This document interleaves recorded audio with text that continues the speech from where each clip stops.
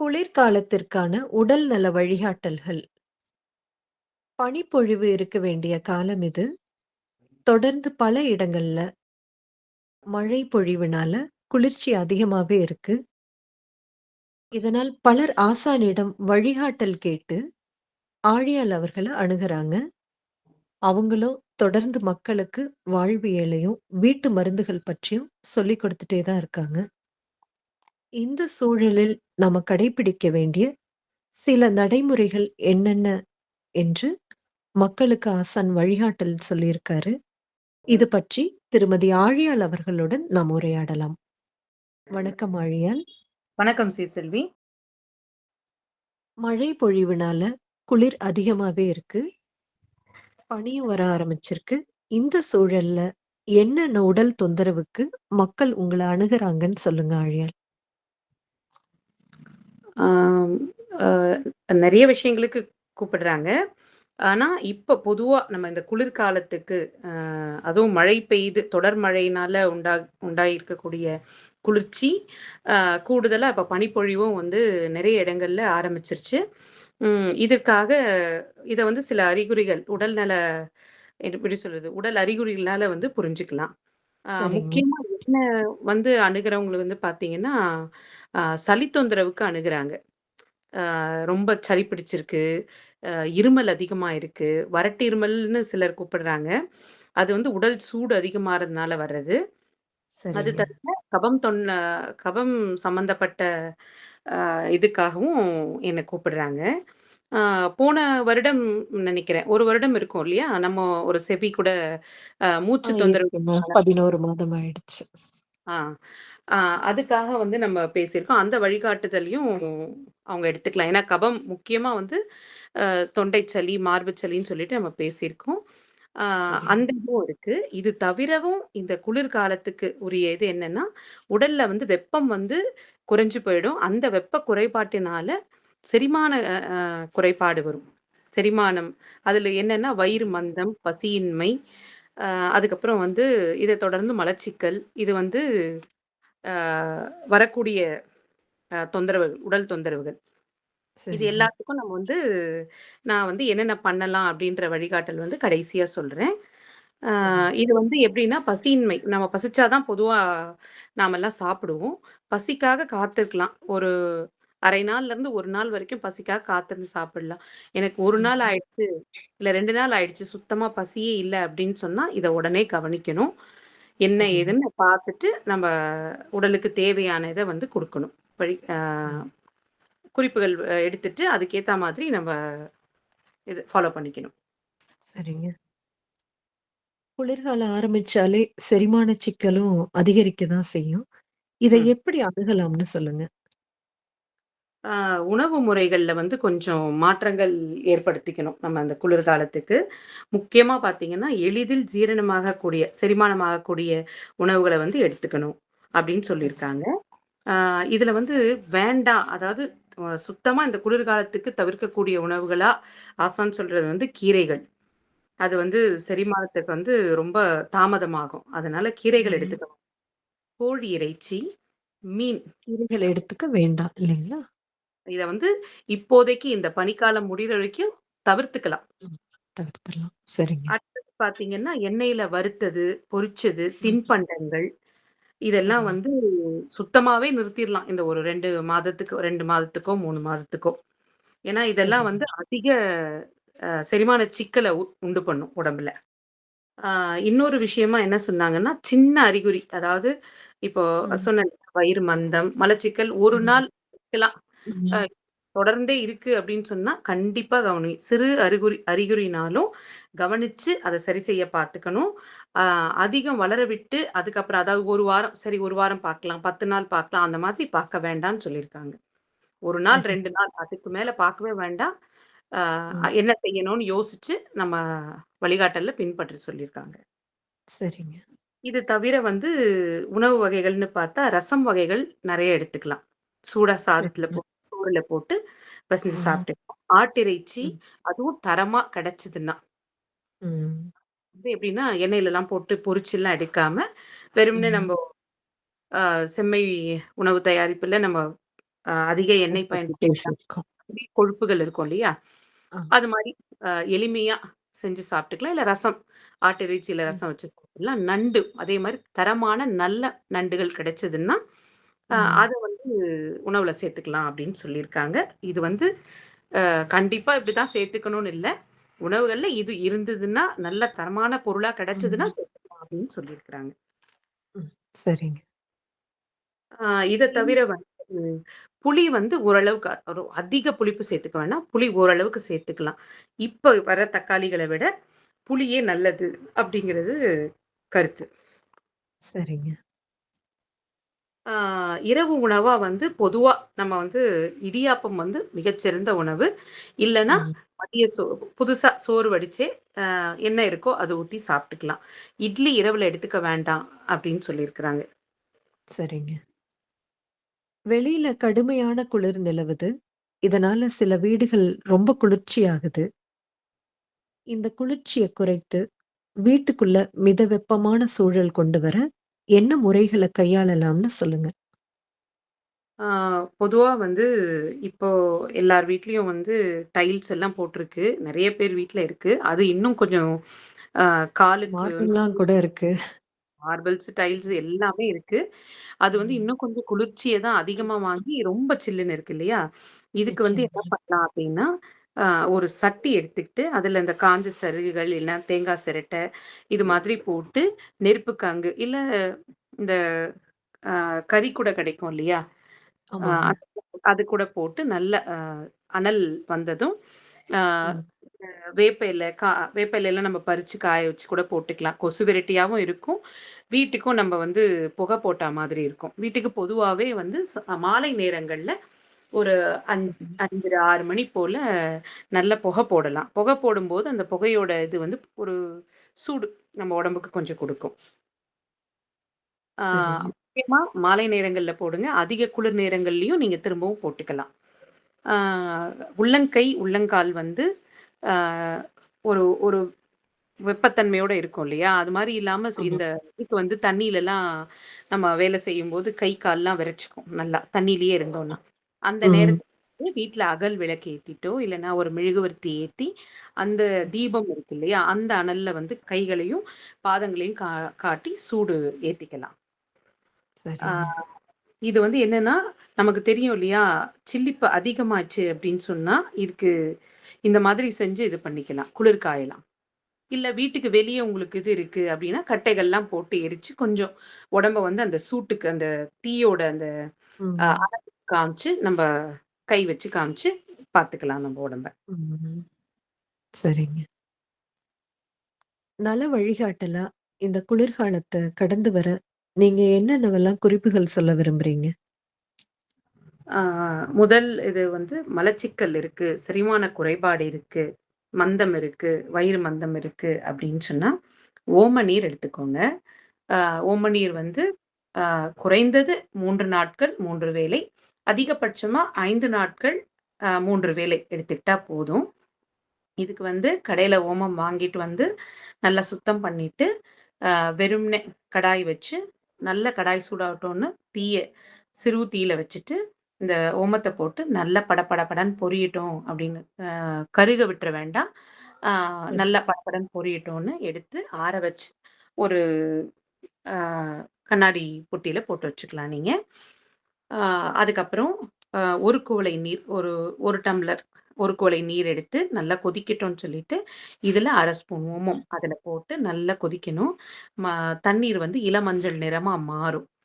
ஆ சிறுவ வச்சுடணும். தீய சிறுவ வச்சுட்டு நல்லா கொதிக்க விடணும். அப்ப தண்ணியோட நிறம் மாறும். அ அ அதுக்கப்புறமா அத அணைச்சுட்டு, இறக்கி வச்சுட்டு, மூடி வச்சுடுங்க. வெது வெதுன்னு ஆறுன அப்புறமா குடிக்கணும். 3 வேளை குடிக்கலாம். உணவுக்கு பிறகு எடுத்துக்கலாம் நீங்க இத. ஆ 3 வேளைன்றது அதே நேரமா எடுத்துக்கோங்க. குறைந்தபட்சம் 3 நாட்கள் எடுங்க. அதிகபட்சம் 5 நாட்கள் எடுத்தா போதும். ய இது வந்து சரி. மலச்சிக்கல், செரிமான குறைபாடு எல்லாத்துக்குமே ரொம்ப நல்லது. இது தவிர பூண்டு பாகு. பூண்டு பாகு பொதுவா எல்லாருக்கும் செய்ய தெரியும். இருந்தாலும் திரும்ப ஒரு தடவ சொல்றேன். அ சரிங்க. 5 பல் பூண்டு, 100 கிராம் நாட்டு சர்க்கரை. அ ஒரு அடிகனமான பாத்திரத்துல 1/4 குவளை நீர் விட்டு இந்த நாட்டு சர்க்கரை போட்டு கரைஞ்சு கொதிக்க ஆரம்பிச்சதும், இந்த 5 பல் பூண்ட நல்லா ஒரு தட்டு தட்டி நசுக்கி, அத அப்படியே அதுக்குள்ள போட்டு 2ம் சேர்த்து நல்லா வெந்து வாசனை வரும். இதோட பதம் வந்து நல்லெண்ணெய் பதம் வந்ததும் இறக்கி வச்சிரணும். இறக்கி வச்சுட்டு, இது வந்து ஆ அதிகமா வாயு தொந்தரவு இருக்கு, ஆ உடல்ல இருக்கு அப்படின்னு சொல்லும்போது இத எடுத்துக்கலாம். பூண்டு பாகு. சரிங்க. ம். இது வந்து கபம் சார்ந்த தொந்தரவுகள் இப்போ அதிகமாவே இருக்கு. அதுக்கு வந்து மிளகு கஷாயம், சீரக நீர், கிராம்பு வேது. இது வந்து பண்ணலாம். ஆ இதுல வந்து சீரக நீருங்கிறது வந்து குடிநீரா பயன்படுத்துறது. முன்னாடி நாள் இரவே வந்து நல்லா தண்ணிய கொதிக்க வச்சு இறக்கி வச்சுட்டு, ஒரு ம். 5 மிளகு, அ ஒரு ஒரு சிட்டிகை சீரகம் போட்டு மூடி வச்சிரணும். இதோட ம். முக்கியமான இது என்னன்னா, தண்ணியோட நிறம் மாறக்கூடாது. நெறைய பேர் என்ன பண்றாங்கன்னா, மிளகு, சீரகத்த ம். அதிகமா போட்டுடுறாங்க. தயவு செய்து ம். அதிகமா போடாதீங்க. நம்ம ம். போடுறது வந்து தண்ணி இறக்கி வச்சுட்டு தான் போடணும். கொதிக்க விடக்கூடாது. கொதிக்க வச்சு ம். தண்ணிய இறக்கிட்டு, அதுல போட்டுட்டு மூடிறணும். காலையில அந்த தண்ணி ஆறி இருக்கும். அந்த ஆறுன தண்ணிய குடிக்கிறது தான் இதுதான் சீரக நீர். இது வந்து அ அதிகபட்சமா வந்து 15 நாள் வரைக்கும் தொடர்ந்து எடுத்துக்கலாம். ஆ ரொம்ப சளியா இருக்கு அப்படிங்கிற கபத் தொந்தரவு இருக்கு, சளி மூக்கொழுகுது அப்படிங்கிறவங்களுக்கு இது நல்ல இது. அடுத்தது வந்து கிராம்பு வேது. கிராம்பு வேது வந்து தொடர்ந்து எடுத்துக்க கூடாது. ஏன்னா, அந்த மூச்சு பாதையெல்லாம் வந்து புண்ணாக்கிடும். அதனால ம். புரிஞ்சுட்டு எடுத்துக்கோங்க. யார் எடுத்துக்கிறதா இருந்தாலும். தண்ணிய நல்லா கொதிக்க வச்சு மூடிட்டு, அப்படியே இறக்கிட்டு, போர்வையில ம். தயாரா வச்சுக்கோங்க. சரிங்க. இறக்கிட்டு, தட்ட எடுத்துட்டு ஒரு 15லேருந்து 20 கிராம்பு அதுல போட்டு ஆவி பிடிக்கணும். ஆ இது வந்து அ அதிகமா மூச்சு ரொம்ப விட முடியாம கஷ்டப்படுறவங்க, இந்த சளியினால, அவங்க ம். தான். இது கூட வந்து நொச்சி இலை ஒரு கைப்பிடி போட்டுக்கலாம்.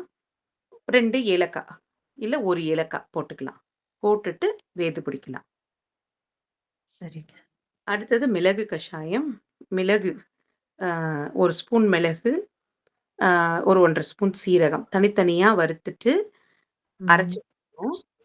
ஆ வச்சுக்கிட்டு இந்த பொடிய வந்து கருப்பட்டி ஒரு 1 குவளை தண்ணி அடுப்புல ஏத்திட்டு, அது கொதிக்கும்போது கருப்பட்டி போட்டு, கருப்பட்டியோட சுவை வந்து எப்படி ஒரு குவளையில வந்து எப்படி எடுக்கணும் அப்படின்னு சொன்னா, நீங்க எந்த ம். அளவுக்கு இனிப்பு சாப்பிடுவீங்களோ, அத விட குறைவா இருக்கணும். பாதி அளவு.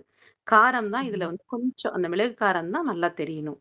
இந்த இனிப்பு ம். வந்து நமக்கு உள்ள கொண்டு போய் சேர்க்கறதுக்காக தான்.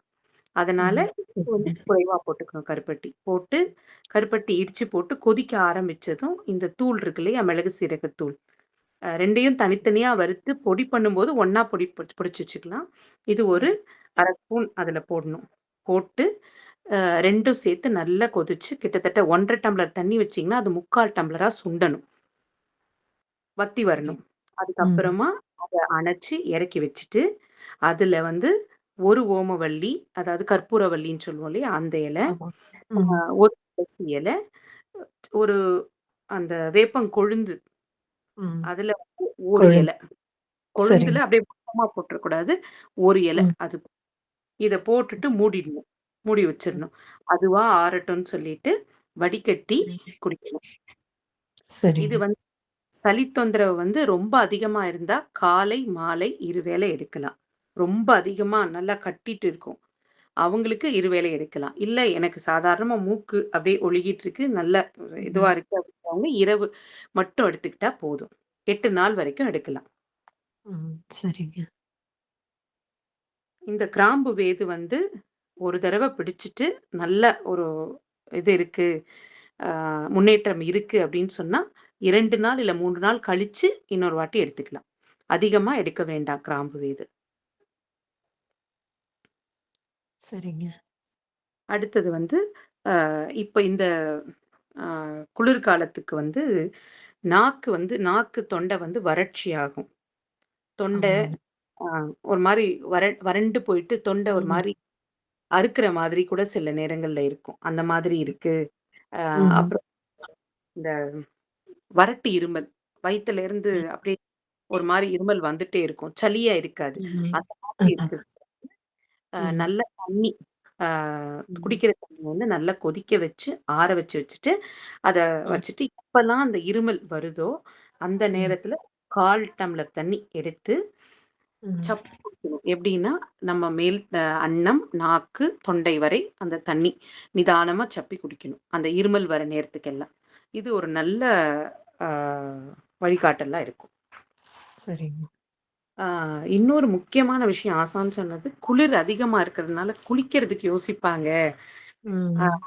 ஒரு வேளையாவது கண்டிப்பா குளிச்சாகணும். கண்டிப்பான்னா, இத ஒரு ம். அட்டவணையா யோசிக்க வேண்டாம். ஆ சரி. ஏன்னா உடல் சூடு அதிகமாயிடும். அதனால ஒருவேள தண்ணி ரொம்ப குளிர்ச்சியா இருக்குன்னு நெனச்சீங்கன்னா, ம். கொஞ்சம் ஒரு சின்ன பானையில தண்ணி வச்சு, அ க் அ ம். சுடு தண்ணி வச்சு இதுல கலந்து வெது வெது வெதுன்னு ம். ஒரு வேளையாவது குளிக்கணும். அந்த குளிர்த்தன்மை மட்டும் போனா போதும். ஆமா. அப்படி வச்சு குளிச்சுக்கலாம். ரொம்ப சரி. குளிர்ச்சி ஜில்லுன்னு இருக்கும் இல்லையா? அது ஒரு மாரி ம். இருக்கும். ஆமா. அதுக்காக அந்த மாரி குளிக்க முடியாது அப்படின்னு நெனைக்கிறவங்க, இந்த மாரி சுடு தண்ணி கலந்துக்கலாம். அதுவும் வெது வெதுன்னு இருக்கணும். ம். அந்த மாரி சரி. குடிக்கணும் சொல்லியிருக்காங்க. ஆ இதுல இன்னொரு இது என்னன்னா, இத வந்து ஒரு கட்டாயமான அட்டவணையா, அதாவது நீ குளிச்சே ஆகணும்னு தொந்தரவு பண்ண வேண்டாம். ஒரு சிலருக்கு உள்ளுக்குள்ள ஒரு மாதிரி இருக்கும். வேண்டாம் அப்படின்னு. அவங்களெல்லாம் தொந்தரவு பண்ண வேண்டாம். சரிங்க. முக்கியமா இது உடல் சூடாயிரும் நம்மளுக்கு. ஆ ம். அதனால இத அந்த உடல் சூட்ட தணிக்கிறதுக்கு தான் இந்த எதுக்கு குளிக்கிறோம் அப்படின்னு தெரிஞ்சுக்கங்க. அதனால தான். ம். ம். தணிக்கிறதுக்காக ஒரு வேளை வெது வெதுன்னு தண்ணி வச்சு குளிச்சுக்கலாம் நீங்க. ம். அடுத்தது வந்து இந்த பனிக்காலத்துக்கு வந்து உடம்பு வந்து அங்கங்க இந்த மூட்டுகள், தொடை, முதுகு இந்த இடத்துலலாம் வந்து வலி வரும். ஆமாங்க. அந் அந்த நெறைய வலி பேருக்கு அதுதான். அதுதான். இந்த வலிக்கு வந்து சூடு ஒத்தடம் இருக்கு. அது எப்படின்னா, தோசை ம். கல்ல நல்லா சூடுபடுத்திட்டு, நம்ம ஹேண்ட் டவல் மாரி வச்சிருப்பாங்க இல்லையா? சின்ன டவல்ங்க. ஆமாங்க. அது மாரி ம். இருக்கிறது 4ஆவோ, 8ஆவோ மடிச்சுட்டு, நல்லா திக்கா மடிச்சுட்டு, தோசை கல்லு ம். மேல நல்லா சூடு வச்சு, அந்த ம். பகுதியில குடுக்கலாம். இது இல்லன்னா, சரி. முக்கியமா உள்ளங்கை, உள்ளங்கால்ல கொஞ்சம் வயதானவங்களுக்கு வந்து இந்த குளிர்காலம் ரொம்ப சிரமமே ம். குடுக்கும். அவங்களுக்கு ம். வந்து உள்ளங்கை, உள்ளங்கால்ல ஒரு படுக்கிறதுக்கு முன்னாடி, ஒரு 1/2 மணி நேரம் ம். முன்னாடி கொஞ்சம் நல்லா சூடுபடுத்திட்டா கொஞ்சம் நல்லாருக்கும். அந்த மாரி வச்சு வச்சு எடுக்கலாம். இது ஒரு வகை ம். ஒத்தடம். இன்னொன்னு வந்து சரி. என்னன்னா, அரிசி தவிடு கிடைக்கும். வாங்கி வச்சுக்கோங்க. அதுல வந்து அ ஒரு பருத்தி துணி நல்லா ஒரு அ கைக்குட்டை அளவுக்கு எடுத்து, அதுல ஒரு ஒரு சின்ன மூட்டை செய்ற அளவுக்கு போட்டு, இது ம். வறுத்துக்கணும். வெறும் கடாயில போட்டு, வெறும் சட்டியில போட்டு வறுத்துக்கணும் நல்லா. சூடாகி சரிங்க. அத அந்த துணியில போட்டு மூட்டை மாரி கட்டிட்டு, வலி ம். இருக்கிற ஒத்தி, ஒத்தி, ஒத்தி எடுக்கலாம். சரிங்க. சூடு பொறுத்த அளவுக்கு. ம். இது வந்து இப்போ முக்கியமா வயதானவங்களுக்கும் கஷ்டம். இப்ப எல்லாருக்குமே இந்த தொந்தரவுகள் வருது. ஆமாங்க. அவங்களுக்கு இந்த வலி உள்ள இடத்துல இந்த ஒத்தடங்கள், சூடு ஒத்தடம் குடுத்துக்கலாம். ம். சரி. தீவிரமான உடல்நல சிக்கல் இருக்கிறவங்க, அவங்களுக்கு விருப்பமான மருத்துவ முறைய கடைபிடிக்கலாம். இயல்பான வெயில், வெப்பம் வந்த பிறகு எந்த மருத்துவமும் தேவைப்படாது. இந்த குளிர்காலத்தை எதிர்கொள்வதற்கு தேவையான வழிகாட்டல்கள சொன்னதற்கு நன்றிங்க ஆழியார். நன்றி சீர்செல்வி.